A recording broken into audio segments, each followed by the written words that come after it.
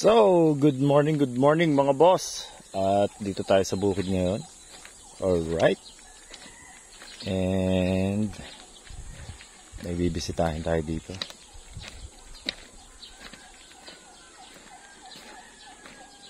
Kasi palagi nauubos yung sisiw dito sa bukid.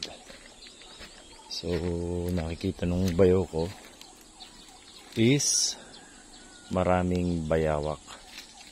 Alright, so bisitahin natin. Baka may huli ulit. Takot naman dito. Ayan.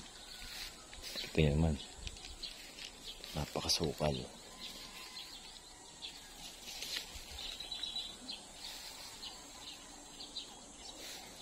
So, ito yung silo. Yan. Pag pumasok dyan yung bayawak, huli.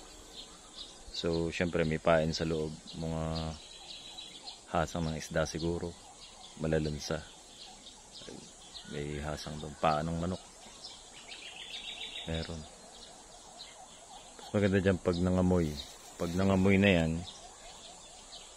madaling maano ng bayawak. Silo. Ayun. Silo yan. Diba? Galing. So meron na nahuling isa eh. Ayan. Diba? So kita nyo yung damo. Before, dami na nahuhuli nun. Mga bayawak din. Kasi nakain nga yung mga sisiw minsan. Uubos. Yan. Sana ahasang pumasok. Para huli. Sukay.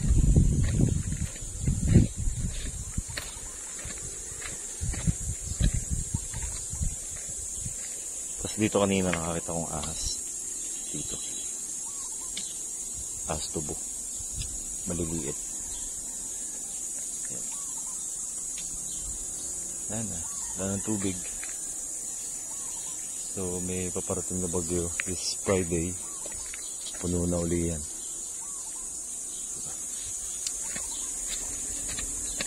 Yan. At yun, napakita ko sa inyo yung sima or silo para makahuli ng bayawak. Alright. Tayo pong mangga. So siguro mamaya or bukas baka may huli na yun. Dami kasi bayawak dito. Yan. Saan natin si Tubal. Alright.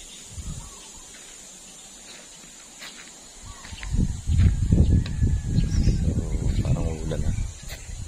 Ayan. Nalinis na ulit ating tilabasan.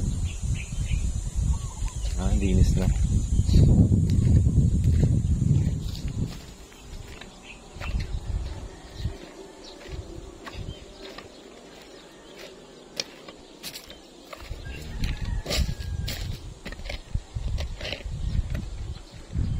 So dito ang dami dyan. Dami ng meter dyan na bayawak din. Sisilpa natin.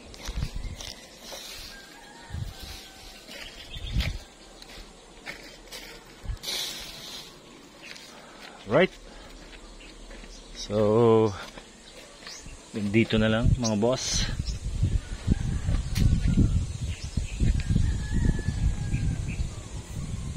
Dahil pa rin mangga.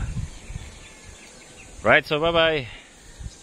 Keep safe, God bless, and to God be all the glory.